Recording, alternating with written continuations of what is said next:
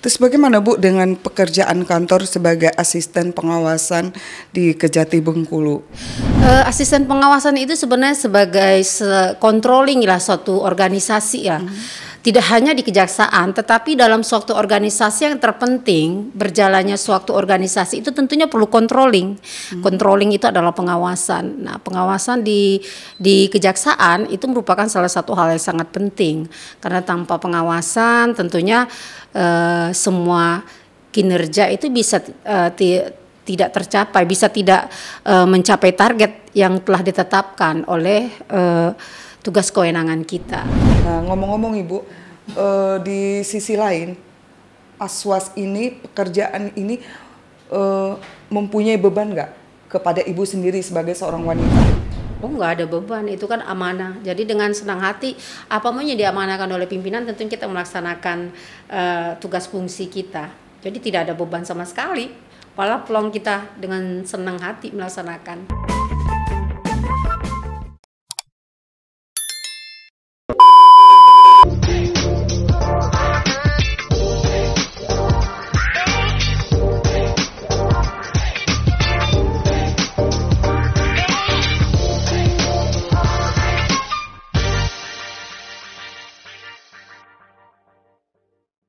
Halo sahabat Adiaksa dimanapun Anda berada.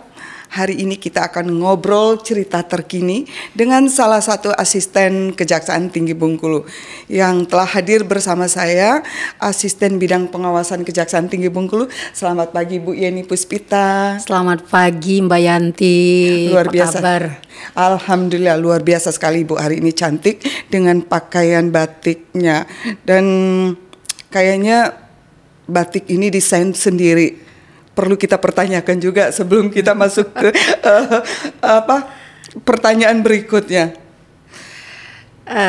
Alhamdulillah kita harus selalu mendesain sendiri karena kita harus tampil beda daripada yang lain Bu Yanti. Oh, luar biasa sekali. Memang Aswas ini punya banyak talenta. Di samping pekerjaan, dia juga pintar desain baju untuk dipakai sendiri dan juga pintar masak. Gimana sih Bu mengatur waktu antara pekerjaan kantor dengan urusan di luar kantor? Sepertinya itu membuat melambung saya tinggi. Nanti kalau dipujinya terlalu tinggi, jatuhnya nggak enak Mbak Yanti. Jangan jatuh. Jadi saya biasa saja memposisikan kita selaku bagaimana kodrat sebagai istri, kodrat sebagai ibu, dan juga bagaimana kita sebagai amanah, sebagai jaksa maupun selaku struktural kita sebagai asisten pengawasan. Itu saja dilaksanakan sesuai dengan tugas masing-masing kita di mana kita saat itu berada. Terus bagaimana Bu dengan pekerjaan kantor sebagai asisten pengawasan di Kejati Bengkulu? Asisten pengawasan itu sebenarnya sebagai controlling lah suatu organisasi ya.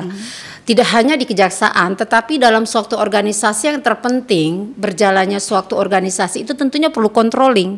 Controlling itu adalah pengawasan. Nah, pengawasan di kejaksaan itu merupakan salah satu hal yang sangat penting. Karena tanpa pengawasan tentunya semua kinerja itu bisa tidak tercapai, bisa tidak mencapai target yang telah ditetapkan oleh tugas kewenangan kita. Controlling itu atau pengawasan itu berupa apa? Maksudnya di kejaksaan ini mungkin kalau kita mengontrol misalnya suara TV harus dikontrol supaya tidak keras. Nah, kalau di pengawasan itu bentuknya seperti apa? Dalam hal penguatan pengawasan tentunya ada beberapa hal yang perlu kita lakukan.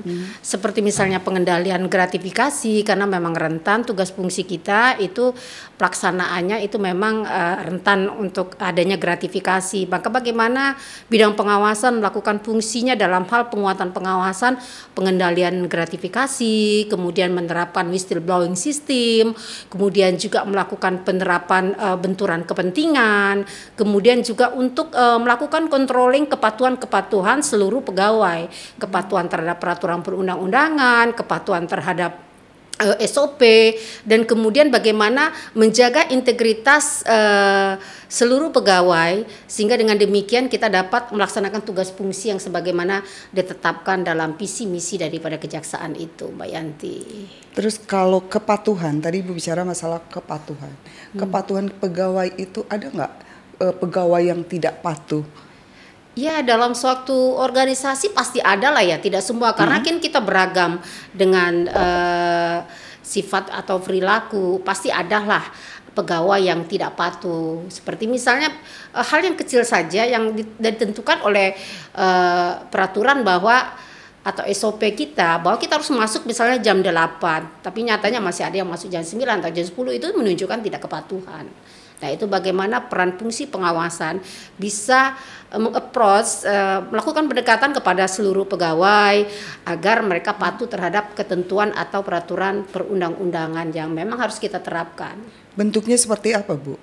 Kalau seandainya pegawai datangnya telat, apa mungkin berupa suatu teguran kepada pegawai, peringatan, atau seperti apa? Nah, itu kita pentingnya semuanya sebenarnya, tidak hanya masalah kepatuhan, masalah disiplin, kepatuhan terhadap peraturan perundang-undangan sehingga tidak terjadi penyalahgunaan wewenang. Itu penerapannya kita tentunya penerapan sistem pengendalian intern pemerintah. Salah satunya adalah manajemen risiko. Semua kita sebenarnya seperti manajemen risiko. Diri kita itu sudah menerapkan manajemen risiko, dan itu pun semua organisasi, semua perusahaan organisasi itu harus menerapkan manajemen risiko. Manajemen risiko itu sangat penting, seperti salah satunya terhadap diri kita. Kita mulai sebenarnya kita sudah menerapkan manajemen risiko, tetapi kita tidak menyadari. Misalnya kita mengambilkan suatu keputusan, atau misalnya kita akan menyekolahkan anak kita di luar, ya, tentunya kita harus menerapkan di dalam diri kita manajemen risiko. Kemungkinan terjadi risiko, misalnya kalau anak kita sekolah di luar seperti ini, pasti ada risiko kan. Nah, tentunya kita untuk mengurangi risiko yang terjadi atau dampak daripada kemungkinan risiko tersebut, kita harus mengambil apa langkah-langkahnya. Nah, seperti itu juga misalnya dalam suatu organisasi termasuk kejaksaan, pengawasan itu dalam melakukan fungsi pengawasan dalam penerapan manajemen risiko. Bagaimana untuk menjaga kepatuhan daripada pegawai untuk disiplin. Nah, tentunya kita dengan penerapan mobil kejaksaan dengan absensi itu salah satu daripada kita bisa mengontrol daripada kepatuhan pegawai. Kemudian dengan misalnya ada beberapa kali setelah kita lakukan kontrol terhadap rekapitulasi absen, mungkin kita kemudian kita panggil, kita melakukan pemeriksaan, dan kemudian bisa kita kenakan hukuman sesuai dengan pasal yang dilanggar, seperti itu juga. Dan kemudian kita harus benar-benar melihat bagaimana remunerasi itu dibayar, apakah memang sesuai dengan sesuai dengan jumlah yang masuk, atau istilahnya memang kepatuhan dia atau seperti apa. Itu semua dikontrol melalui manajemen risiko itu ya, Bu ya. Itu dengan penerapan manajemen risiko itu. Penerapan. Dan kita tentunya mengambil langkah bagaimana untuk mengatasi terhadap manajemen risiko itu, misalnya terhadap kepatuhan pegawai. Tentunya kita akan memberikan sanksi, atau kita melakukan teguran lisan dulu, teguran tertulis. Kalau memang tidak bisa, kita akan melakukan sanksi yang tegas terhadap pegawai yang tidak patuh. Apakah selama ini ada pegawai yang dikenakan sanksi dalam kita kilas balik di tahun 2022? Oh, ada. Ini sekarang kita lagi proses inspeksi kasus terhadap ketidakhadiran pegawai. Jadi di dalam PP 94 tahun 2020 bahwa kedisiplinan itu sangat penting, karena sudah ada aturan jelas apabila pegawai tidak masuk tiga hari berturut-turut, itu bisa terkenakan hukuman disiplin sedang. Apabila 28 hari berturut-turut, itu bisa dikenakan hukuman berat, masa bisa dicopot. Jadi dalam PP 94 itu sekarang ini lebih menerapkan kepada disipliner pegawai. Makanya kalau kita dikumulatifkan, ada yang 10 hari berturut-turut tidak masuk kantor, itu bisa kena hukuman berat, dicopot CPNS-nya. Nah, apabila 28 hari dikumulatif nih, misalnya tahun 2022 kita cek ada 28 hari tidak masuk kerja. Nah, itu bisa dikenakan hukuman disiplin. hukuman berat. Hukuman Jadi memang pemerintah tidak main-main mengenai disiplin pegawai, tentu ketidakhadiran pegawai.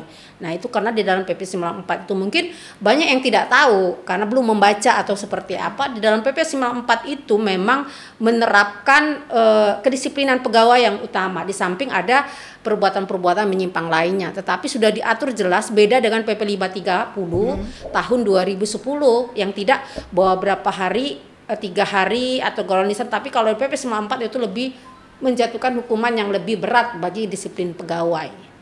Apakah selama ini dengan peraturan tersebut sudah ada pegawai yang menerima hukuman disiplin dalam bentuk tadi dicopot atau hukuman berat lah? Alhamdulillah untuk tahun 2022 dari sejumlah laporan ya ada 11 di bidang pengawasan yang ini, tetapi tidak ada yang terbukti, alhamdulillah. Berarti sebenarnya indikator walaupun ada laporan tetapi tidak terbukti, berapa itu indikator bahwa kita berhasil dalam melakukan penerapan manajemen risiko.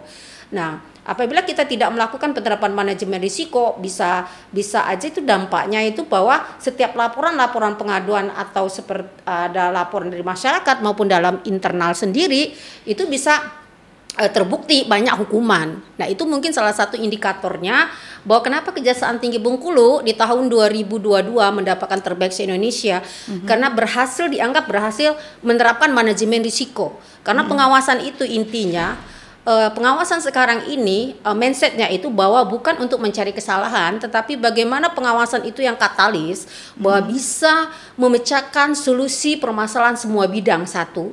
Kedua, bagaimana melakukan pencegahan agar tidak terjadi penyimpangan dan disipliner kepada seluruh pegawai. Dengan cara Itu gimana intinya. Bu? Maksudnya mungkin Ibu melakukan pendekatan, sedangkan di Kejaksaan Tinggi Bengkulu ini kan punya satker-satker, Kejaksaan Negeri, Utara, Selatan, KAUR, dan nah bagaimana dengan melakukan pendekatan dengan pegawai atau bentuk pengertian dari mereka untuk tidak melakukan hal-hal yang menyimpang dari aturan. Ya, salah satunya kan kita membuka hotline pengawasan bahwa kita memang sosialisasikan ke masyarakat hotline kejaksaan. Jadi kita 1 kali 24 jam kita menerima laporan pengaduan dari masyarakat maupun dari pegawai kita sendiri. Apabila memang ada indikasi pegawai yang indisipliner, kemudian pegawai yang melakukan penyimpangan. Nah, dari sana beberapa ada memang melapor lewat hotline kita yang 1 kali 24 jam kita bisa terima, kita hidupkan terus itu hotline. Nah di sana kita terhadap keluh kesahan masyarakat atau ada daripada pegawai sendiri yang berkeluh kesah terhadap permasalahan yang ada, ini tentunya kita melakukan approach pendekatan kepada bidang mana misalnya yang terjadi permasalahan. Nah di situ kita lakukan approach, kita mendorong agar kalau kita cari solusinya bagaimana kita bisa menyelesaikan persoalan yang dihadapi. Begitu. Setelah apabila permasalahan itu ada bentuk yang sifatnya berat, bagaimana cara mengambil hukuman, ataukah memang pengawasan yang harus melakukan, atau mungkin ada tingkatan lain yang menentukan hukuman kepada mungkin salah satu atau pegawai yang melakukan perbuatan yang tercela? Kita kan melalui tahapan-tahapan seperti tadi, kalau ada informasi baik dari masyarakat, baik melalui hotline atau melalui manual ya, melalui manual dilaporkan ke Kejaksaan Tinggi Bengkulu, tentunya kita telaah dulu, sama kayak penanganan perkara-perkara laporan masyarakat yang lainnya seperti tindak pidana khusus atau di Intel sama seperti itu. Tetapi kalau di pengawasan itu kan permasalahan yang dilaporkan pengaduan itu masalah internal, misalnya ketidakpuasan masyarakat terhadap kinerja kita, kemudian terhadap indisipliner.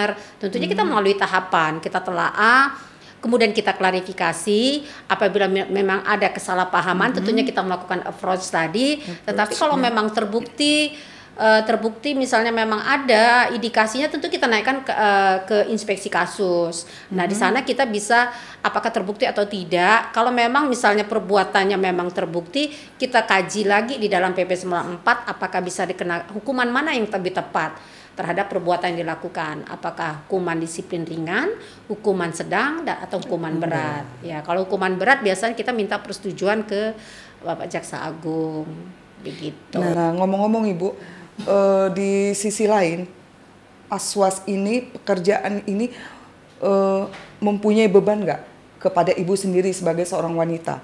Oh, nggak ada beban, itu kan amanah. Jadi dengan senang hati, apa yang diamanahkan oleh pimpinan, tentu kita melaksanakan tugas fungsi kita. Jadi tidak ada beban sama sekali. Malah peluang kita dengan senang hati melaksanakan. Mengatur waktu untuk pekerjaan dan rumah tangga yang begitu sulit. Kalau seorang perempuan kan waktu itu kan sangat terbatas. Gimana, Bu? Kita harus bisa memanage ya di dalam kepala kita itu sudah memanage bahwa pada saat kita berada di rumah kita berlakulah memang sebagai seorang istri dan seorang ibu ya. Tetapi pada saat kita berada di kantor, mulai dari jam 8 sampai itu kita memang fokus dalam melaksanakan kinerja kita selaku apa yang jabatan atau amanah yang kita dibebankan. Sehingga tidak ada seperti benturan konflik of interest di dalam diri kita. Sehingga kita bisa membagi.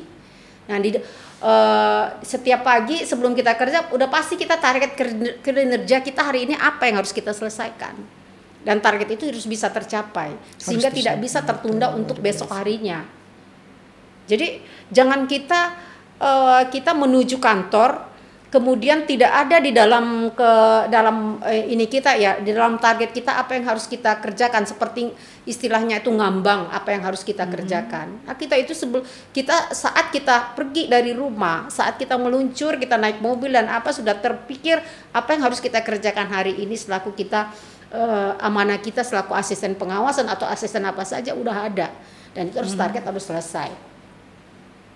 Harus tepat waktu ya, harus tepat waktu. Waktu.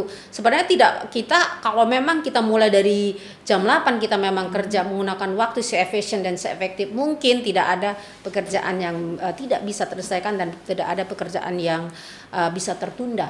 Karena bahwa kan ada itu dalam Al-Qur'an bahwa bersegeralah untuk melaksanakan apa yang menjadi pekerjaan kita, tanggung jawab kita. Karena apa? Karena besok-besok itu akan ada pekerjaan yang lain. Kalau kita tidak ada target sehingga ada pekerjaan dadakan, itu akan menjadi benturan bagi kita, sehingga akan menjadi konflik bagi kita untuk penyelesaian pekerjaan yang kemarin belum selesai. Nah, itu memang kalau hal itu saya memang tanamkan dari dulu bahwa setiap hari saya duduk di mobil menuju kantor sudah ada target apa yang harus saya kerjakan. Iya. Sehingga itu tidak jangan kalau misalnya saya punya target, oh ini pekerjaan agak berat, ini seminggu harus kelar, itu harus seminggu harus kelar, bagaimana caranya harus menyelesaikannya. Misalnya penanganan perkara, jangan sampai perkara itu berlarut-larut sehingga tidak menjamin kepastian hukum, akhirnya masyarakat tidak puas, akhirnya mereka melapor kemana-mana. Tertib administrasi, tertib moral, tertib disiplin, itu 7 tertib kejaksaan itu. Kalau kita memang memahami apa itu 7 tertib, insya Allah kita bisa melaksanakan pekerjaan itu dengan baik. Luar biasa sekali. Iya. Omong-omong Bu, saya dengar ini ada pernah kasus yang terjadi pengaduan dari masyarakat di salah satu kejaksaan negeri yang notabene beliau sudah pindah, dan bagaimana Ibu mengatasi masalah itu sehingga maksud saya gini, permasalahan tersebut tidak terbukti. Mungkin masyarakat belum tahu sebenarnya permasalahan itu sebagaimana dan mungkin udah diselesaikan. Nah, mungkin penyelesaiannya itu di kita seperti apa? Itu dalam hal penyelesaian seperti apa? Penyelesaian penanganan perkaranya atau penyelesaian tentang laporan pengaduan masalah laporan internal? Pengaduan yang dari masyarakat terhadap salah satu pimpinan di daerah. Ini masalah tindak pidana korupsi. Iya. Kalau masalah tindak pidana korupsi itu sebenarnya bidangnya kan bidang pengawas, bidang PISUS. Cuman kalau memang pengawasan itu bagaimana monitoring atau mendorong bidang tersebut agar dapat menyelesaikan suatu, bisa ada laporan atau pengaduan itu dengan baik dan tidak terjadi adanya indikasi yang melanggar integritas maupun penyalahgunaan wewenang. Nah, kalaupun misalnya kalau laporan, kalau memang belum kadaluarsa istilahnya itu kan bisa tetap ditindaklanjuti. Perlu ditindaklanjuti laporan itu untuk semua laporan apapun itu kita harus tindaklanjuti. Walaupun bentuk nanti tindak hasilnya lanjut dari pengawasan itu seperti apa?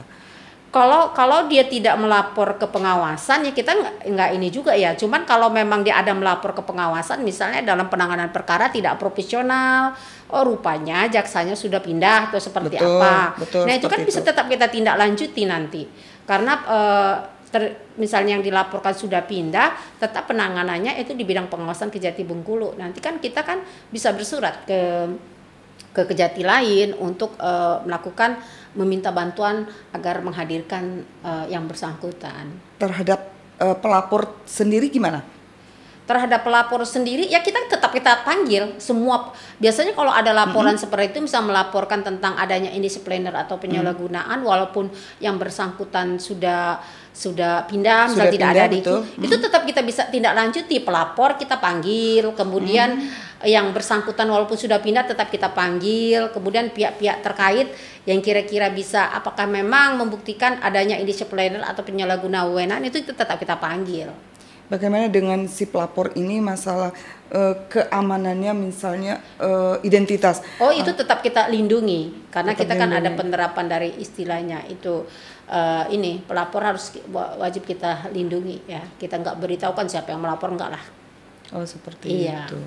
Dan sehingga mereka juga pelapor merasa nyaman ya, Bu, Nyaman, ya? iya begitu. Luar Karena biasa kita penerapan sekali. whistleblowing system itu. Jadi itu menjamin bahwa pada pelapor itu kita tidak membocorkan siapa yang memberikan laporan. Jadi pegawai pun berhak untuk memberikan laporan apabila ada indikasi penyimpangan dari pegawai itu sendiri. Tentunya akan dirahasiakan siapa pelapornya. Nah, bagaimana dengan sistem hukuman seperti penurunan pangkat? Kan mungkin pegawai Kejaksaan Tinggi Bengkulu ini banyak nggak tahu nih, Bu, ya. Setelah seandainya ada hukuman disiplin penurunan pangkat 1 tahun di bawah pangkat yang sekarang dia miliki, itu apa setelah habis masa hukuman disiplin, bagaimana proses dia mau naik pangkat kembali? Mungkin ini kan bertanya-tanya kita semua, ada yang nggak tahu. Itu gimana, Bu, sistem? Jadi kan kita ada controlling dari pengawasan, walaupun misalnya ada pun yang dikenakan hukuman, tetapi misalnya di daerah lain, kemudian dia dipindahkan, tetapi tetap kita controlling di pengawasan Kejati Bengkulu ya. Nah di sana kan biasanya kita dicatat sebagai di papan kontrol itu bahwa dia melaksanakan mulai misalnya penurunan pangkatnya sejak Betul. kapan. Dia misalnya 1 tahun, berarti 1 tahun dari Januari kemarin misalnya Januari ini berarti dia udah selesai. Nah di sana kita tetap melaporkan ke Pak Jamboas bahwa yang bersangkutan telah selesai melaksanakan hukuman disiplin. Nah berdasarkan tentunya kita tembuskan kepada pembinaan, kita juga tembuskan ke Pak Jambin. Nah berdasarkan hal tersebut laporan itu bisa digunakan bahwa dia untuk mengembalikan kembali pada jabat atau pangkat dia yang semula. Ya. Apakah perlu ada usulan dari, maksudnya setelah dia selesai menjalankan hukuman disiplin, otomatis pangkatnya kembali seperti semula, tidak perlu melalui usulan ke pembinaan ke pusat, seperti itu? Apa gimana, Bu? Jadi nanti laporan pembinaan juga melaporkan juga bahwa yang bersangkutan telah dikembalikan kepada pangkat semula. Jadi otomatis dia. Otomatis ya, tidak perlu lagi dia. kita mengadakan Tetapi usul. administrasi bagaimana untuk mengembalikan tunjangan dia atau ini dia tuh tetap di pembinaan ininya. Jadi koordinasi di pembinaan yang bersangkutan. Tapi setelah kita ada surat, biasanya kita tembuskan ke Jambin dan kemudian pembinaan kita di Kejaksaan sehingga dia otomatis untuk kembali ke pangkat semula. Baik. Untuk kedepannya pengawasan itu inginnya seperti apa sih, Bu? Yang ya pengawas kalau mungkin ada bentuk harapan Ibu ke depan terhadap pengawasan seperti apa? Kalau pengawasan ke depannya itu sih berharap ikut mendorong juga bagaimana semua baik di bidang pengawasan sendiri maupun di bidang-bidang lain, seluruh pegawai Kejati Bengkulu di daerah-daerah juga itu kita bisa menjaga marwah kejaksaan ya. Kita bisa menjaga integritas, kita bisa bekerja dengan profesional sehingga kita memang bisa mendukung dari program pemerintah, program daripada kita semua bahwa kita dapat meningkatkan kepercayaan atau kepercayaan masyarakat karena apabila memang kita bekerja secara berintegritas, profesional, dan bisa menjaga marwah, tentunya itu masyarakat akan puas. Masyarakat tidak akan lagi melapor kemana-kemana. Itu aja harapannya. Untuk kedepannya bukannya pengawasan berharap banyak laporan, malah saya berharap bahwa tidak ada laporan, ya? Tidak ada laporan, nol laporan, berarti tidak ada, berarti ya, Bu, ya? Bagi saya bahwa tidak ada laporan itu bahwa indikator bahwa kita sudah memberikan kepuasan masyarakat, ya, memberikan kepercayaan kepada masyarakat. Berarti semua bisa berjalan dengan baik. Karena misalnya masyarakat adanya laporan pasti ada masyarakat yang tergores lah, ya, tergores istilahnya, ada merasa tidak puas lah, wah begini jaksa penuntut umumnya, wah begini, berarti mereka mencari perlindungan juga, kok begini kejaksaan kayak gitu. Nah, berharapan ke depan kita tetap bekerja dengan kinerja yang tinggi, tetapi kita harus juga bisa menjaga marwah kejaksaan, berintegritas, profesional, sehingga merasa kinerja yang tinggi, tetapi masyarakat merasa puas. Mungkin ada yang ingin disampaikan Ibu untuk masyarakat Bengkulu khususnya dan masyarakat Indonesia pada umumnya. Ya. Terima kasih Mbak Yanti, bahwa perlu saya sampaikan pada kesempatan ini bahwa masyarakat Bengkulu terutama jangan ragu-ragu apabila ada mendapatkan informasi pegawai kejaksaan tinggi Bengkulu maupun daerah hukum Kejaksaan Tinggi Bengkulu yang ada yang merasa tidak puas terhadap kinerja kejaksaan, silakan melapor ke Kejaksaan Tinggi Bengkulu, tentunya ke bidang pengawasan. Ada hotline, bisa dibuka di website Kejaksaan Tinggi Bengkulu dan di medsos. Semua medsos itu ada nomor yang tertera di sana, itu silakan menyampaikan keluh kesahnya dan kami siap untuk membantu masyarakat. Dan tentunya kami mendukung juga dari masyarakat, terutama Kejaksaan Tinggi Bengkulu terus melakukan pembangunan zona integritas. Pembangunan zona integritas itu merupakan salah satu bagian dari penguatan pengawasan. Tampak daripada partisipasi masyarakat, tampak dorongan atau dukungan daripada masyarakat, Kejaksaan Tinggi Bengkulu tidak bisa melaksanakan istilahnya pembangunan zona integritas. Jadi semua harus bersinergitas sehingga bisa tercapai apa yang menjadi cita-cita kejaksaan dan cita-cita semuanya. Kejaksaan yang memang bisa memberikan pelayanan kepada masyarakat, kejaksaan yang mempunyai marwah yang hebat, sehingga kita bisa melakukan penegakan hukum yang memberikan keadilan bagi masyarakat. Mungkin itu saja. Baik Ibu, terima kasih. Jangan lupa like, share, dan subscribe. Terima kasih.